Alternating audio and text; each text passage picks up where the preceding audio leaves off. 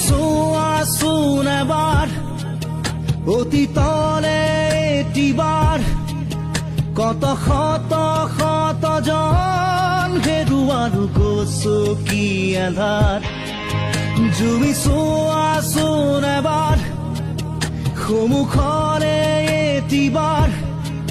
শত চকুৰে আশা ৰৈ আছে নিঃশব্দ ভাষাৰ এতিয়াও আছে সময় নিজক সৰাবলৈ এতিয়াও আছে সময় সন্মুখত